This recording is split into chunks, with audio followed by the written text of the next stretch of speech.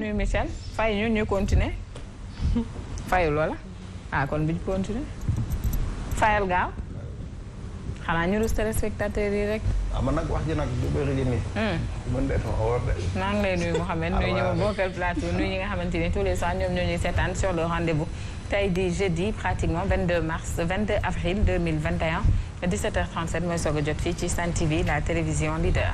ayca kon nuyu nañ leen bu baax ñu ngi leen di ziar bu baax a baax di leen mastawu coono ci koor gi ndax am na ñoo xamee ni moom seen koor day metti mooy mbayeen yeeg sàmbeen yeeg yu ni mel donc ñu ngi leen di nuyu bu baax a baax di leen ziar encore une fois rendez-vous bi dafay door ñu jëm ak yéen ba 18h30 jox leen le meilleur du divertissement maman noo def. naka koor bi. oui oui. dëgg la. oui. am na cube bu ñu nirool nii de. Jumbo. oui. cube bu saf nag. oui. moo tax yéen ñaar rek mën a ànd di nuyu ñoom ak plateau bi ak suñu mbokk téléspectateur tamit ngi toog di ngi seetaan à travers la Sen TV donc nag bu ci kanamee léegi rek ñu daal di ñëw ci produit une parcours bi nga xamante ne nag mooy top 10 moo nekk au diapason jamono ji ak tamit ci suukaru koor yi nga xamante ne moom la ñu nekk di may depuis début weeru koor ba tey ci 88 628 89 90 wala 88 628 28 28 Mouhamed Nafi Dieye. nee na lu tax ma koy jumbo pourtant nag ça te va bien Nafi Jumbo. Nafi Jumbo Dieye Diop. waaw Nafi Jumbo Dieye Diop. Jumbo Dieye Diop. saa loolu moom. déedéet moom daa bëgg dee rek Nafi moo bëgg dee rek dee sànn xale yi dañuy bëgg dee gaale nag moo tax dañuy dugg sa gaale pour nga wax leen lu metti loo xam ne. c'est un xam nga très sama beau maam nom. nee na ku la teree añ tere ko nelaw tere ko reer tere ko ndékki fajar. ça c'est un très beau nom. Nafi Jumbo Dieye Diop. dafa bëgg dee de dee. non Nafi bu saf. dee Nafi 3D. Nafi da nga 3D. def Jeanne. oh c'est 3D. Jumbo on l'écrit avec J hein. waa JDD. ok. dee la rek dee prononcé bi dee son bi. dee sa dee non. Dieye maa ngi lay nuyu bu baax. di nuyu Mouhamed ñi nekk ci plateau bi ak suñu téléspectateurs yi ci kanam tuuti comme d'habitude les infos yi nga xam ne moo gën a faax ci réseaux sociaux yi. Aïcha loolu dinañ ci ànd ak Jeanne léegi lay doon mais tous les jeudis aussi Marina est là pour le meilleur des vidéos du TikTok hein.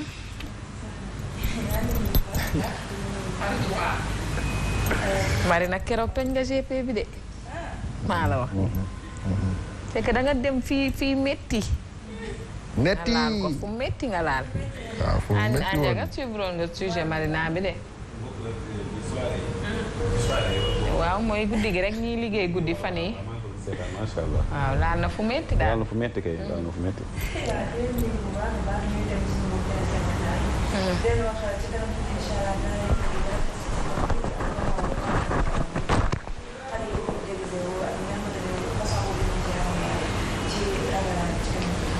Aïcha loolu ci kanam tuuti lay doon dans la rubrique By Night mais aussi tous les jeudis Fall Ndiaga est là pour le meilleur des infos Marsa Ndiaga.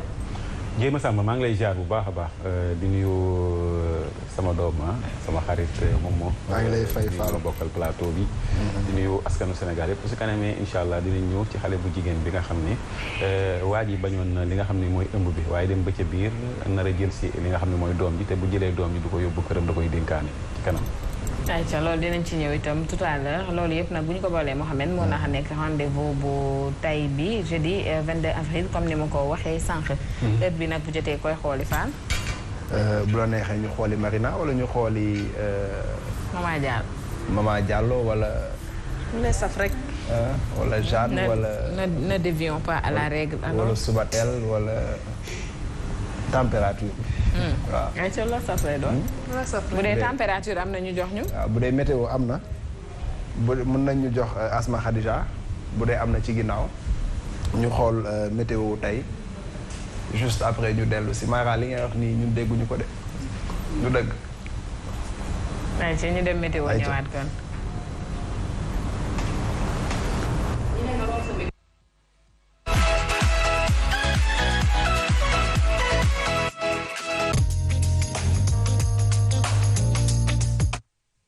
yi ñu seetaan maa ngi leen di nuyu di leen jox seen wàccuwaay ci takkusaanu alxamis gi di 22 avril 2021 damay dikkaat ngir bamtuwaat rek suñu ay prévision météo mu gën a yaatu ci fajar gi la jant bi fenkoon ci 6h51 minutes ci 19h25 incha allah ci waxtu googulee fas yéene soo kon nag app bi dinañ ko séntu mu toll ci fukki waxtu ak ñaar yu toftal fanweeri simili ak ñeent waaye tamit 21 degré di température ndox mi ginnaaw bi bëccëg gi rawee ba noppi faw ñu wutandi njël benn guddi gi ngir xam 20 degré moom lañ fiy séntu 24 ca Thiès gis ngeen ni dana teel liw waaye li ko dalee Diourbel Fatick Kaolack jaare ko Kaffrine dafay tàng en début de soirée dana féex légèrement waaye tamit présence de chaleur ba tey rek Ziguinchor ak Sédhiou dina teel liw ñoom itam waaye tamit ba tey présence de chaleur li ko dalee Kolda Tambacounda jaarale ko Kédougou Ndar Géej Louga ba ca Matam itam gis ngeen ni ba tey rek ab tàngoor légèrement en début de soirée kon nag xëy na ci diggu guddi gi jublu fajar gi mu gën a féex Ndakaaru moom dafay wéy di descendi ci ab 20 degré waaye gis ngeen ne Thiès nañ fa sentu 18 degré Kaolack ab lay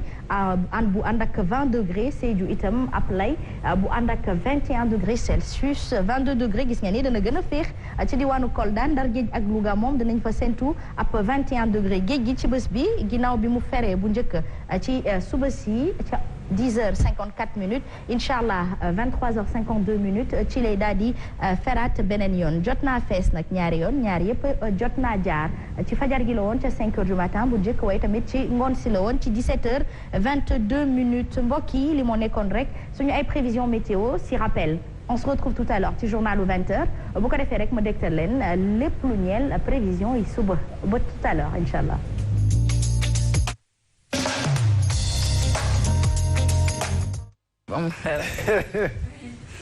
lu ne rek dama koy wax man. lu ne kay moo taxit. fi ma taxaw nii ay lu ne laa fi wax. moo taxit.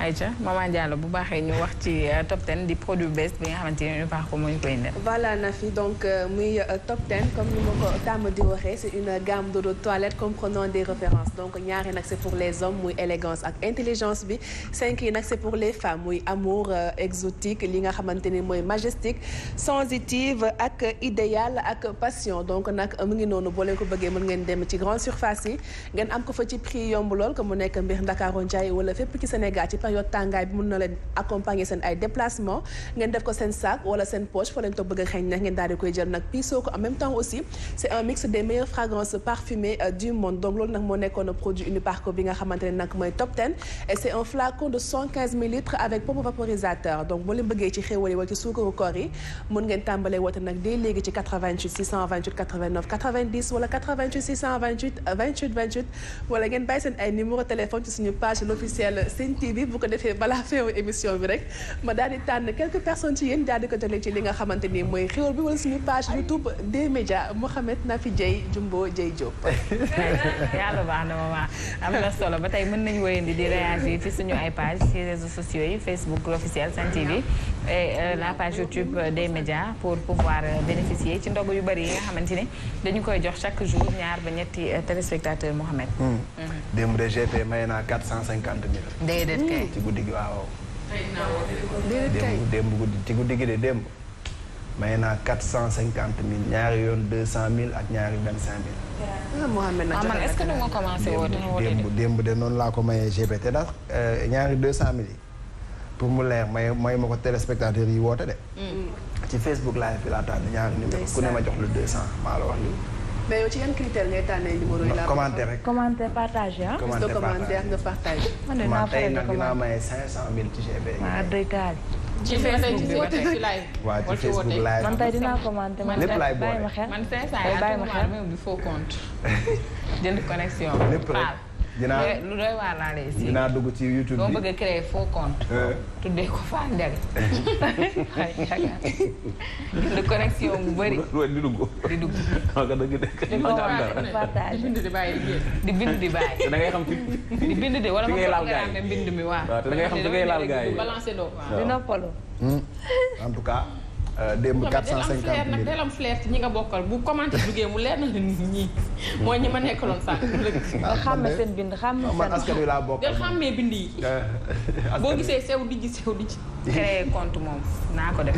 démb 450 000 la ñu mayee GP tey bëgg nañu. te amul ñëw jël si yooyu am traçabilité. Wave la koy yónnee. dañ la koy yónnee kay directement. Wave naa jënd directement puce bu bees créer foofu compte. fi mu ne nii sama compte Wave nii maa ngi ceeg lu tolloog 1,5 million yi nga xam ne ni. moom ngay xool ni fii ak 2 semaines non non dugguma sax ci compte bi nii maa ngi sama WhatsApp nii mais fii ak 2 semaines incha allah bëgg nañ ko liquider. mu jeex tàkk parce que deuxième semaine u GP bi incha allah billet Makka yi day ñëw. parure en or yi day ñëw. ñi ngi xool nag buñ ci mënee boole ay iPhone 12 ak yu ni mel ci deuxième semaine u plateau GP bi. am na solo Mouhamed nañ woy rek di woote ci 88 628 89 90 wala 88 628 28 28 nee nañ leen même bu ñu la fekk ci ligne bi mën nañu à la fin de chaque émission répertorier numéro yi gën a fës ci serveur bi daal di leen di woo baaxee leen ci xéwal yi comme quoi que ku ñu jot ak ku ñu jotul rek mën nga jàpp ni ci nga bokk le plus important c'est juste de participer moo di woote ci numéro de téléphone serveur yi ñu joxe léegi Mouhamed. ayca mën nañu dem nag xooli information yi gën a fës ak la mignonne Jeanne ayca.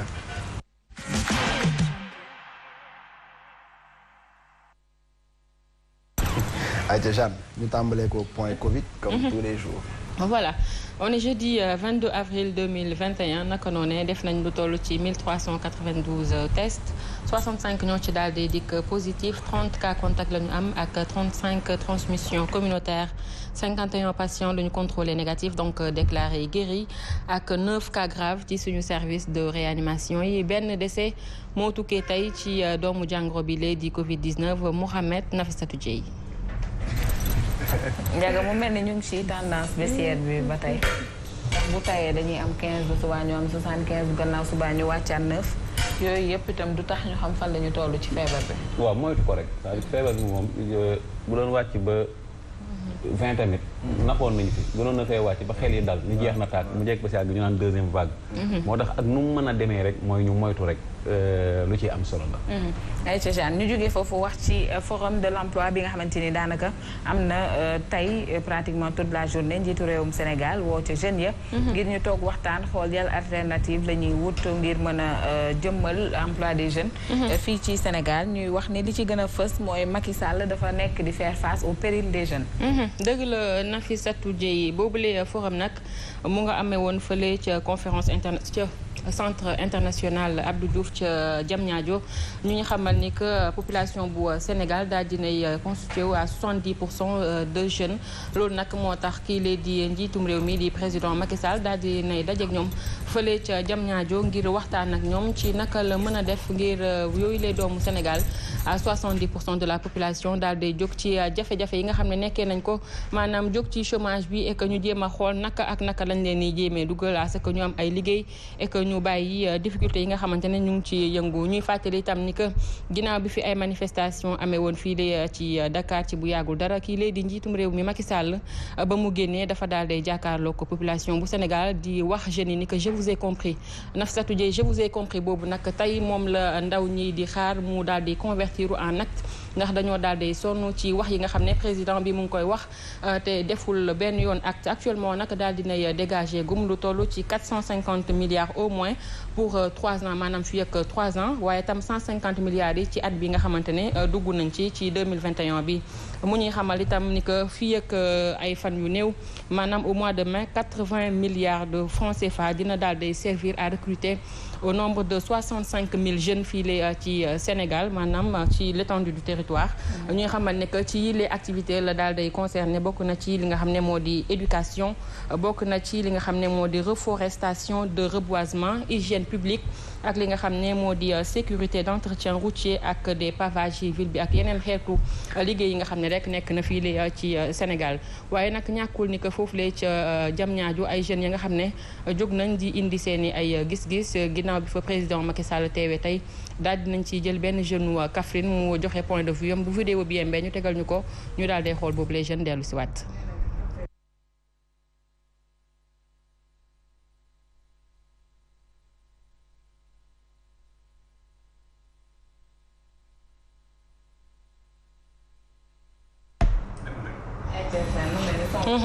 tembe ci waaw mais jeune bi moom jotoon nañu déglu li mu wax moom nee na Kaffrine gongo ndax manifestation bi muy am ñëpp seetlu nañ ni que Kaffrine xale yi fa nekkoon ñoom dañoo daal day toog li ko waral nag moo di njiitum réew mi président Macky Sall dafa def ab liggéey bu jéggi dayoo moom nag li mu wax ak ñi nga xam ne ñoo dëkk Kaffrine li ñu commenté ci réseaux sociaux yi dafa daal day paradoxal ndax ñoom nee nañu Kaffrine nekkul lu dul région bi gën a pauvre fii ci Sénégal et que ñoom bi ñu déggee xale bu góor bi li muy wax dañoo yaakaaroon ni ñaari Kaffrine moo am ci Sénégal ndax Kaffrine développé wul benn yoon donc kii li muy wax jaaxal na leen lool.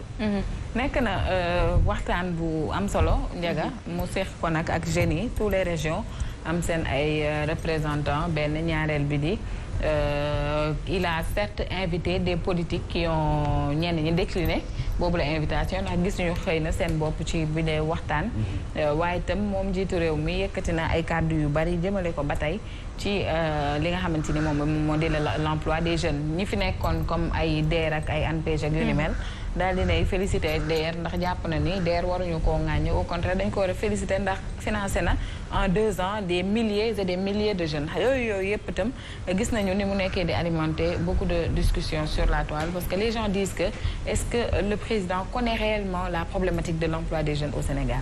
jërëjëf Nafi mbir mi ñoo ngi koy rafetlu waaye mu bañ a doon dàq koor tey. dàqu koor mooy. am na solo waaw ñu bañ mu bañ a doon dàqu koor. parce que bu ñu fàttalee conseil départemental. vraiment bëgg naa say terme non nañ ci bàyyi xel bu baax mu bañ a doon dàqu koor. parce que bu ñu xoolee conseil départemental yi daan am. anam fu mu mujjee milliards yu bari def nañ wax nañ ko. mujjeewul fenn. lii tamit c'est-à-dire que rafetlu mën naa ne mais na doon après mu doon lu dëggu. man damay wax ni jaru ko woon parce que ñoom ñëpp bi ñuy dem élection programme yi ñu defal jeunes yi mënoon nañoo delluwaat ci programme yooyu rek dara gënu koo baax dara gënu koo suñu dellu woon seen programme yooyu jëru toogaay bii jaru ko woon te marketing bi bari na communication bari na mais jeunes yi xaaruñu lool xam nga jeunes yi fii ne lu concret lañuy xaar mooy teggi teg gis nga yii bu guddee rek après day daal di soof moom laay wax ni na bañ a doon dàqu koor te mu doon loo xam ni lu baax la loo xam ni jeunes yi mën nañ cee jëlee njëriñ. Aïcha c'est important Jeanne ba tey ñu jógee foofu wax ci Aline Sitoé Diatta nekkoon jigéenu jàmbaar fii ci Sénégal. moom nag on va vers le rapatriement de ces restes. dëgg la Nafissatou Dieye ñu xamal ni que le projet de rapatriement des restes d'Aline Sitoé Diatta mu ngay avancer en grand pas en tout cas kii lay di le ministre Abdoulaye Diop moo ñu ko daal di xamal démb lors du conseil des ministres mu ñu xamal ni que kii lay di Aline Sitoé Diatta était né en 1920 à Cabrousse dans le sud du Sénégal ginnaaw bi mu génnee àddina en 1944 à Tombouctou fële ca Mali moom nag dafa daal di woon exilé ñi ko waraloon nag du ñeneen ñu dul les colons français ñi nga xam ne ñoo colonisé woon fii les Dakar Sénégal ñu ngi xamal ni que c'était une héroïne de la résistance sénégalaise contre la colonisation française donc bu ñu demee bay rapatrier ces restes nag Nafissatou Dieye ñëpp dañu daal di taxaw di xool. waaw baax na itam ñu daal di koy nangu. Ndiaga bu ñu ko mënee woowee noonu. comme ni mu waree parce que nag jàmbaaru jigéen la woon bokk ci jigéen ñi nga xamante ni aujourd'hui c'est des modèles de référence de femmes ici au Sénégal et voire même de l'Afrique entière. baax na bu baax a baax ñu te lii buñ koy war di def dafay yàgg. man je pense que waruñu laisser passer autant d'années pour peut-être récupérer des restes de tirailleurs sénégalais. parce que nag baax na ñu exposer ko fenn baax na ñu def qu'on en fasse peut-être des musées pour que la nouvelle génération bu ñu mënee wax Aline Sitoé Diatta ñu am fu palpable foo xamante ni. dinañ ko fa fekk danañ fa mën a recueillir danañ mën a commémorer mémoire am yooyu noonu yëpp c'est important ñu koy def ci suñu dëkk mais à chaque fois rek décision bi dafay jógee ci ñeneen pour ñun ñu mën ko nangu. c'est loolu moo dommage dans l'histoire Ndiaga. am na way wu rëy parce que bu ñu waxee Aline Sitoé Diatta way yu ñu siy topp bàkk moom mooy jigéen gu mën góor. kon bu ñu delloo ba di ñu jox ay yëfam dañ ko war a nangu waaye chaque jour tamit nañ ñuy jox vrai bi te bañ ñoo jox faux bi ndax jaasi gi fi ñu andi ñëwoon tamit après coow lu bare voilà coow lu bari la fi andi woon moo tax man yii man daf may tiital lool. sama saabu bi lay xoolal coow li fi la woon faux bi waaw mujj premier ministre ba nekk bureau yor jaasi ji kenn xamatul ban jaasi kenn xamul foofu jaasi non c'est vrai te am na yoo xam ne xas la ci ñun de xas la ci ñun parce que am na yoo xam ne day mel ni waa ji dañ koo duma nangu mbiram yóbbu ko war ñu koo delloowaat. am na yoo xam ne sax jët du way. ay Jeanne li xewoon ca Mboro muy un acte vraiment ignoble. Libération xëy tuddee ko inhumain.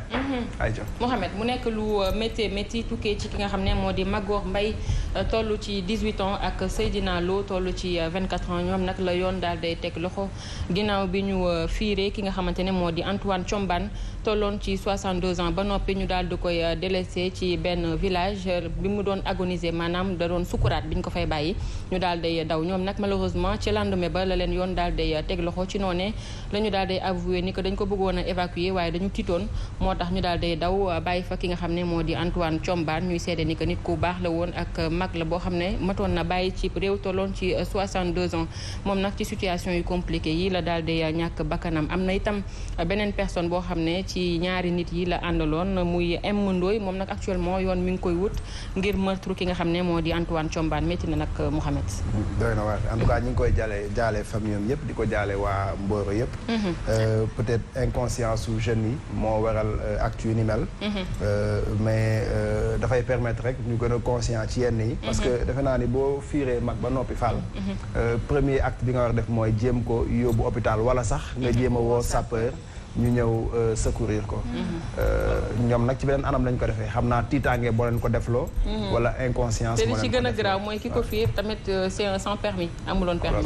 et puis 18 ans 24 ans. voilà mooy génération 2010 génération boobu la.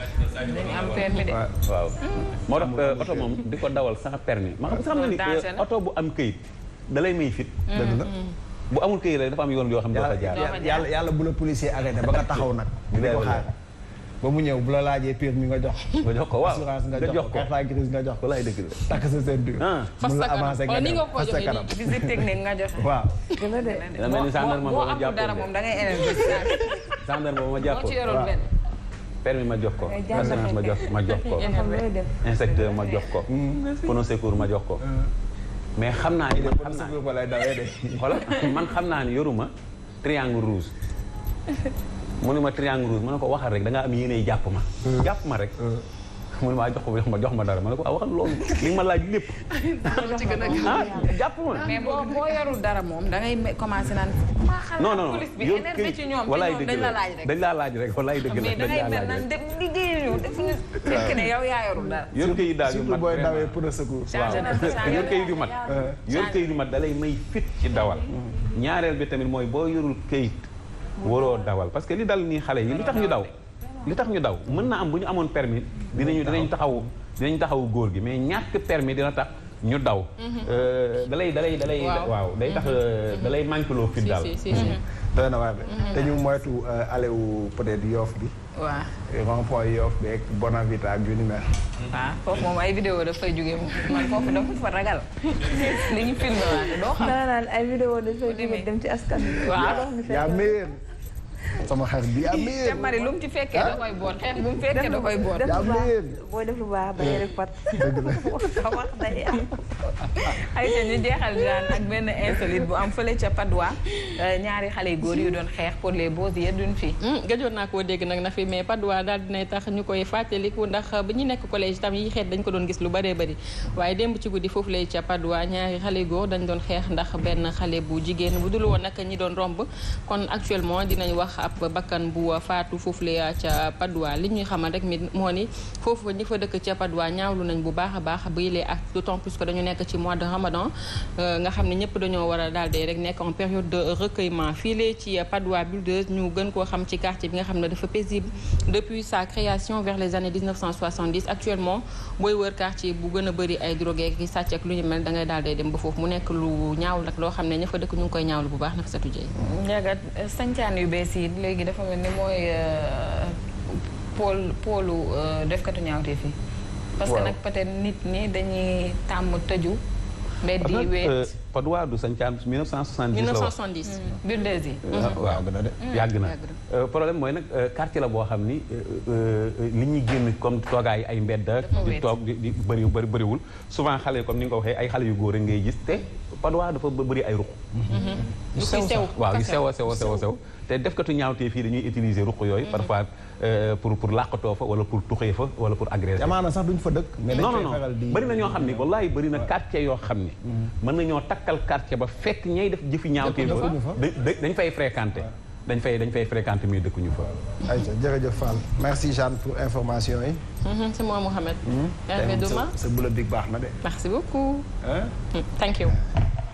Aïcha Jeanne dinañ ko retrouver suba incha allah pour terminer semaine bi. nañu xooli Ndiaga wala Marina. non nañu xooli Ndiaga. waaw Ndiaga am na solo de tëjee Marina loolu mënul ñàkk parce que Ndiaga moom. xam moom dafa am solo macha allah. mën nañu dem xool yi Fall Ndiaga Yaram ci rubrique bi nga xam ne tous les mardis ak jeudi daf ñu koy àndeel fii muy mœurs.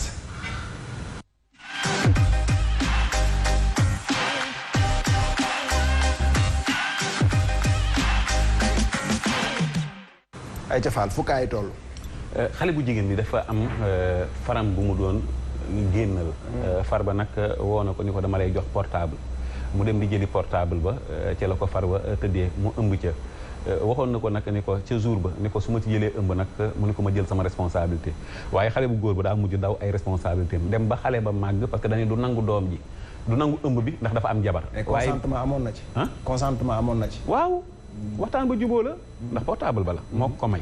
dëgg la mais xale bu góor xale bu jigéen bi bi mu demee xale bu góor bi mu demee ba doom ji am ñaari at ba dëgër dafa wax ni. day récupérer léegi nangu na ne léegi moo jur xale bi yemu ca mu ne day récupérer xale bi mais du ko yóbbu këram da koy dem dénkaani ji ko yaay ji nag am metteel lool ci xale bu góor bi ñu déglu ndaw si bu dee pare na man dafa am som benn copain bu doon génnal yàlla def man ak moom ñu génn lu yàgg far ndogal dal ñu man ak moom léegi bu ñu ndogalee man ak moom ma dem ak moom police mu ne moom moo ma ëmbal mais nangu ta jël ay responsabilité léegi sama yaay moom moo jël responsable ba tey yàlla def tey ma am doom moom mu bëgg a récupérer xale bi te nangul woon ëmb bi waaw te mi ngi nii problème la bëgg a indi parce que nee na dafa bëgg a jël doomam lu tax muy jël doom nee na moom moo jël doomam te moom def ci woon dara bañ na ko ngir sox doomam def ok léegi yow bi nga ko jiiñee lu mu la wax lu ma wax biñu demee police dane man maa ko ëmbal mais pare ma jël ay responsabilité bi ngeen ko yóbbu nañ ko police waaw mu ne lan mu ne man maa ko ëmbal mais pare ma jël samay responsabilité parewul jël responsabilité am comme lan comme nee na moom mënut a jënd ordonnance mënut a fay dara maanaam nangu woon na doom ji wala nangu ko woon si commencement ba nangu woon na ci commencement léegi nag daa ànd ak ay mbokkam ñëw ni day jël si doom ji moom man xaw ma benn mbokkam moom moo jël responsabilité ni day nangu ci leen xamante woon Touba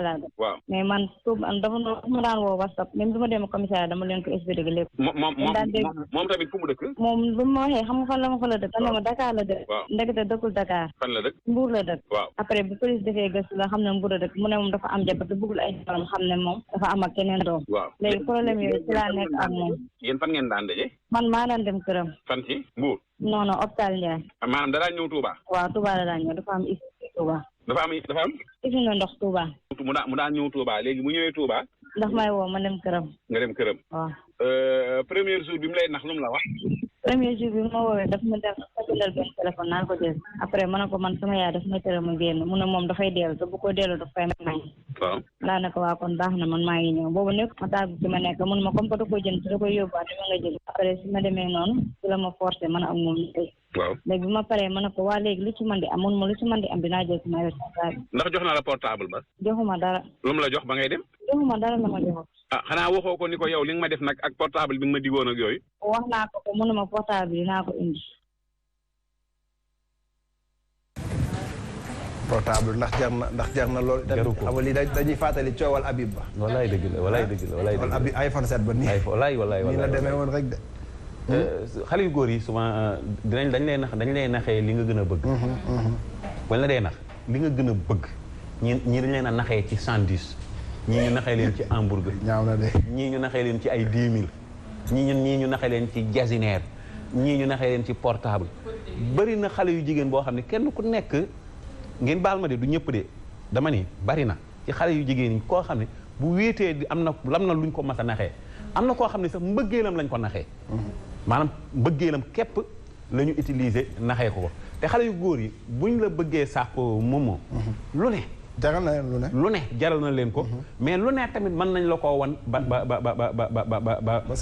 sàkku la moo tax may wax jigéen ñi gis nga xamoo am na ñoo xam ne bu leen jigéen tëwee dëgg sax jaral na leen ñu takk la def la liñ lay def. bàyyi la fase la waaw.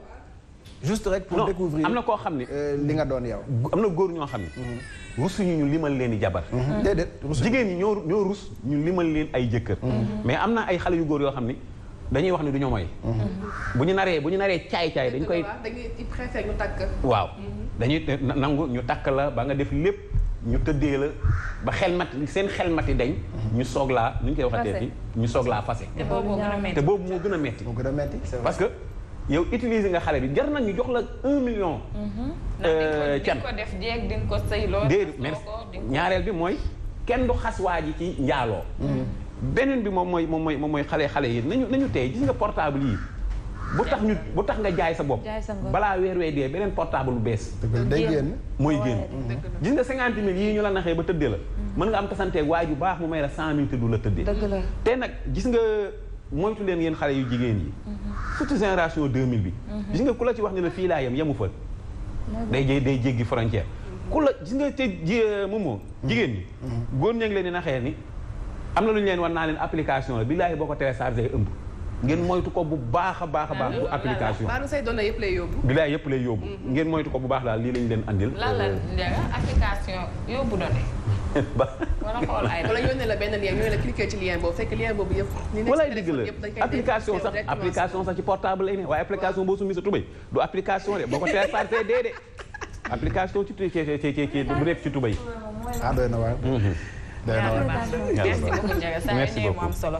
dinañ la retrouver yow itam mardi prochain ci yeneen chronique Mœurs Mouhamed Ndiaga dafa neex moom. Ndiaga mi. Fall suñu Fall national la nag. application sumi sa tur. dëgg la. nga naan Marie. yaa ngi koy doog a dégg. moom nag kaay wax la moom boo koy déglu loo mës a dégg rek ngay dégg. déggoo bi ñuy wax mu président Macky Sall léegi mu ni na bañ a nekk d'accord. bañ a nekk sabre bu foofu nekk bu vrai. bi rek la di soxla. merci beaucoup Fall. yëpp suñu nguur gi dañ koy def. yow dañ ci teg sa bët. non demal Marie. yow nag gis nga yow ba gis naa fan yi incha allah ci fan yu néew nii ñu jël si. du ma dem ci fan yi du ma dem sama maam daf ko ñaanoon nag. duñ ñu jël. gisoo ma nii may wax yëpp kenn musuma jël si. d'accord léegi mën nañu dem xool yi. Marina te tëddi ak moom ci rubrique TikTok bi ayca. Savez-vous ce que ressent une femme durant son rituel beauté? Ce qui motive ses choix, son attitude.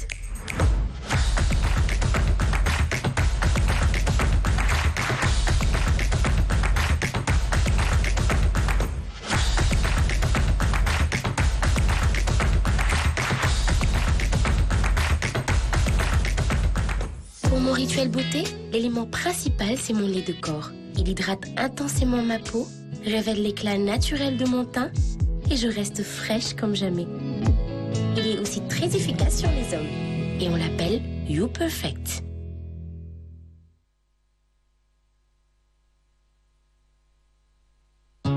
tey moom marché ba bàyyi ma fa benn épice gis nga ma jënd naa sama laurier jingeer sama poobar sama laaj gis nga sama pañe bi ni mu gàmmee.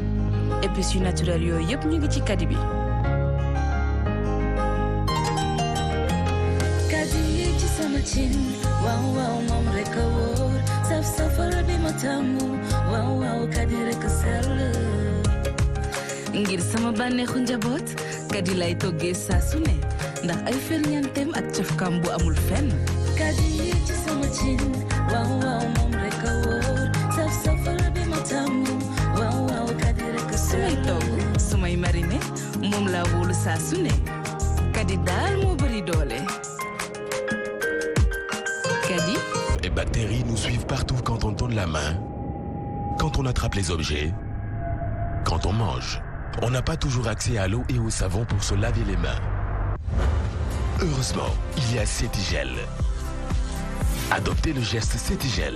Cetigel est un gel désinfectant antibactérien qui élimine jusqu'à 99% des microbes en quelques secondes. Pratique avec sa bouteille avec pompe et sans rinçage, Cetigel vous garantit des mains propres dans toutes les circonstances. Cetigel, pur et propre.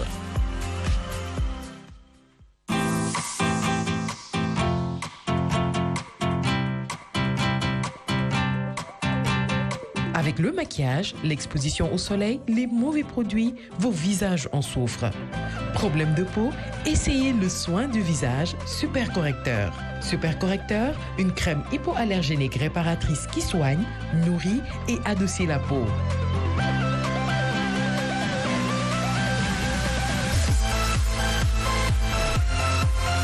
Souriez, vous êtes belle.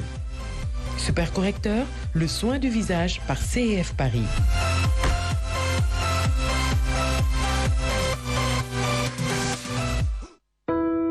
warugaru yaay mooy toppatoo njabootam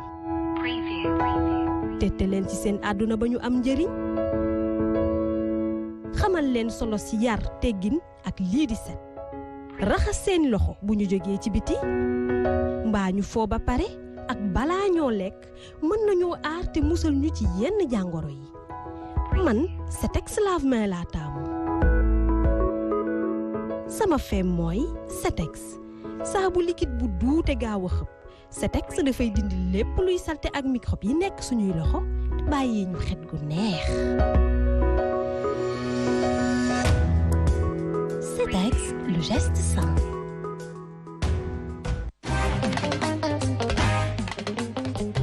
waa fii ñu ngi dans les boutiques Waré yéen moom miin ngeen ko Sen TV ak les boutiques Waré ay partenaires lañ donc ñu ngi fii bopp.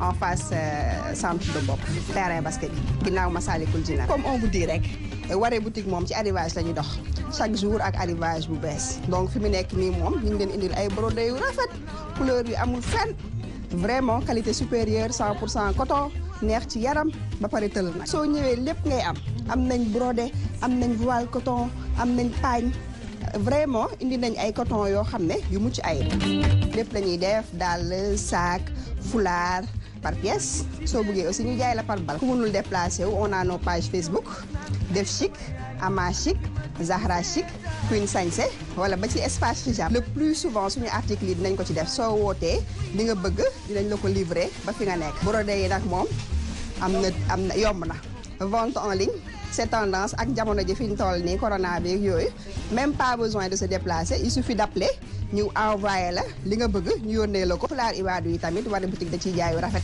chaque fois ñu am arrivage yu bees brodé Autriche dañ koy def brodé Marigué bi comme ni ñu koy woowee façon brodé boo bëgg daal am na fi wala nga woote ci 77 571 39 86 vous ne serez pas déçus ñëw leen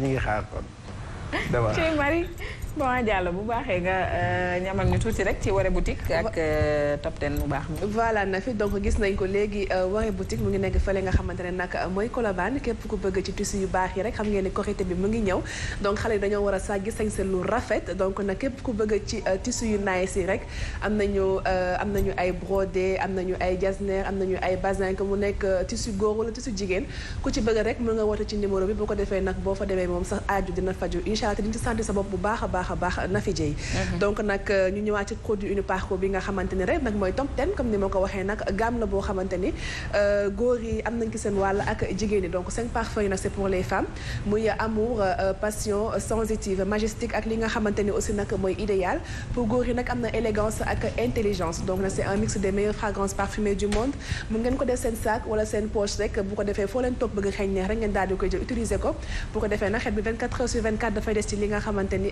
mooy sa ay yére Nafi Dieye Mouhamed. nañu gënee insister sax laata émission bi di tëj dinañu jël kenn saa ci Facebook live ci téléphone bi daal di koy jox lu mu ndogoo Mouhamed. ñaata ngeen di joxe ndogu. ñun lu ñu saf rek xam nga ñun moom. ñaari junni ñetti junni ñeenti junni la ñuy tàmbalee. jëm kaw ci ndogu li. waaw te tey bëgg naa may ñetti nit nag ku nekk ma may la ñaari junni muy 30 000. donc te mu nekk ci Facebook live bi wala ci page YouTube bi wala tamit téléphone bi bu dee ubbi na rek Mame Sidi nga jox ñu foofu ay nit dañu daal leen jox seen suukaru koor tey. alors kii Facebook live la nekk. ci page u Sen TV bi moom mi ngi seetaan émission bi. nee na Mouhamed Wade lu tudd. non je suis désolé. ah duggoo foofu. fi ma nekk nii fan la. non. fi ma nekk nii fan la. non nekkoo foofu de. lii lan la Marina. Mouhamed Wade yaa ko fi tudd. du noonu nag ni nga koy defee setul sax din day set. Mouhamed Wade. nga waroon wax papi sax wala keneen. mu jaar ci ñoom mais comme da nga tudd sa bopp mu ñëw ci yow. baaxul tàmmoo di arnaqué baaxul baaxul sedd. ayca Marina mën nañ ko xooli ci rubrique By Night bu tey. jëlal maman. allo salaamaaleykum soxna si ñu ngi lay nuyu bu baax. ça va bien noo def. ça va naka kooru tey bi baa sonuloo trop rek. alhamdulilah kon noo tudd. Fatou Sarr yow Fatou Sarr mosuñu la may ci xéwal yi fii. jotoo si. loolu kañ la woon. yaa ngi soog a woote waat kon de yow il faut nga jot kon bu tey sa suukaru koor du noonu. léegi est-ce que doo ma joxaat sa numéro téléphone Fatou Sarr. Mohamed jëlal ma numéro bi. 78. 500. 525. 41 64. 41. 47.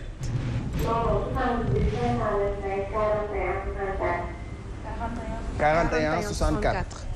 77 la wala 78. ah 78 la. noo tudd nga ni. Fatou Sarr yow fooy wootee. Thiès. Fatou Sarr yow est-ce que yaa ngi woor.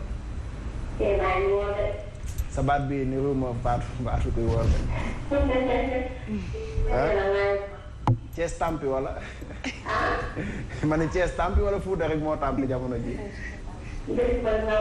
ma ni Thiès tampi wala Fuuta moo tampi jamono ji.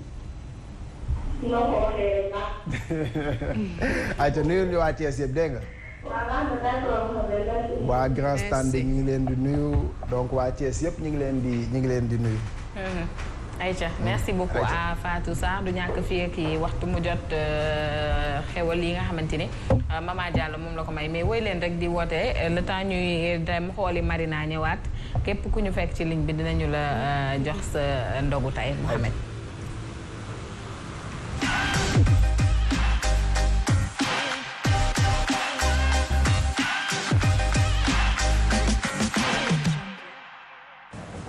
Fatou Sarr. ayca. ñun jox leen ma ci xéewal yi te bàyyi li ngeen def maa ngi yéen a dend kër man maa soxla ci xéewal yi.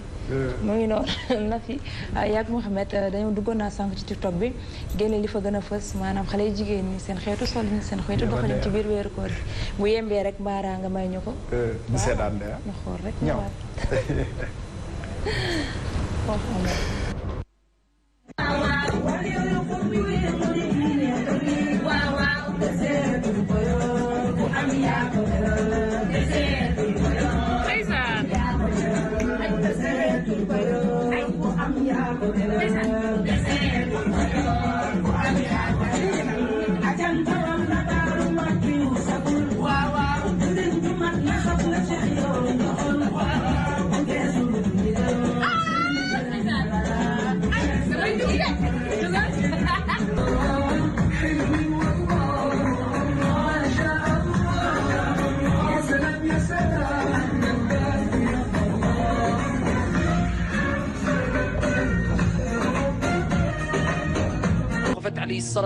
Dans un autre hadith, il dit toute personne qui dit après chaque prière Subhanallah 33 fois, Alhamdulillah 33 fois, Allahu Akbar 33 fois. Ensuite, il termine avec La ilaha illallah wahdahu la sharika lah lahul mulk wa lahul hamd wa huwa ala kulli shay'in qadir. Tous ses péchés sont pardonnés, même s'ils sont aussi nombreux que l'écume de la mer. يا يقول انا اتغيرت عليه انا ازعل اولع ما هو كل همه ازاي يرضيه يا طبطب يطبطب ودلع يا يقول انا اتغيرت عليه انا ازعل اولع ما هو كل همه ازاي يرضيه يطبطب ودلع يا يقول انا اتغيرت عليه انا ازعل اولع ما هو كل همه ازاي يرضيه يطبطب ودلع يا يقول انا اتغيرت عليه انا ازعل اولع ما هو كل همه ازاي يرضيه يطبطب ودلع يا يقول انا اتغيرت عليه انا ازعل اولع ما هو كل همه ازاي يرضيه يطبطب ودلع يا يقول انا اتغيرت عليه انا ازعل اولع ما هو كل همه ازاي يرضيه يطبطب ودلع يا يقول انا اتغيرت عليه انا ازعل اولع ما هو كل همه ازاي يرضيه يطبطب ودلع يا يقول انا اتغيرت عليه انا ازعل اولع ما هو كل همه ازاي يرضيه يطبطب ودلع يا يقول انا اتغيرت عليه انا ازعل اولع ما هو كل همه ازاي يرضيه يطبطب ودلع يا يقول انا اتغيرت عليه انا ازعل اولع ما هو كل همه ازاي يرضيه يطبطب ودلع يا يقول انا اتغيرت عليه انا ازعل tab bi tamit bëggoon naa nag laaj ndax xale yi xam nañ tab bi li muy woy lan la. non mais xale dañoo foog ne wayu diine la. waaw mais du wayu diine nag bëggeel lay way ki ko woy est-ce que du juif. la fille. je pense que c'est une juif. soo demee damay xam nga Sénégal bu weeru koor ñëwee day mel ni Sénégal mooy Màkka. ndax da ngay gis Xadijatu yu fii Aïcha yu fii. soxna Nafisa yu fii ñoom ñëpp nag ku ci bind sa tur rasul nga ciy teg. dal na benn pas suñu koñ. ku ci bind sa tur rasul nga ciy teg de. lii xale bi di way nii. dal na benn pas. suñu du sax suñu koñ sama nijaay. dëgg la weeru koor yi xale yëpp duñ nangoo tudd duñ tudd dañuy def da ngay gis tudd Awa def ci rasul Aïcha def ci rasul Khadija def ci rasul man tamit xam nga. wala soxna la ni pour war na leen Sénégal dañoo mën bés. wala soxna Nafisa def ci rasul ba. waaw non seen tur yi foog mu am soxna ci kanamam moom. wala ajaratu Marina mu sell mi. waaw yooyu yëpp waaw mu sell mi lañ jël ren nag mu sell mi. waaw paa bi way bi la mookal. yooyu yëpp dañ koy def de. la mookal ndeke way bi moom la paa bi di jullee. tey lay la paa bi daal déggul lu doom ji di way bi ci duus bi mu dem fëgg ko ne ko yow lii ngay def lan la suñu diine gi ngay sangoo pour la. est-ce que xam nga ne yàgg waa ngaay yi benn ngeen sori woon yàgg ñoom diim ak ñoom seet. ressortissant rek ah dëgg la ma ne ko wax de Ibou Ndim ñu ngi koy xool bu baax fan yi dafa xaw a tawat mais du ñàkk lundi mu retrouvé ñu fii ci plateau bi Mouhamed. émission bi nag daanaka jeex na.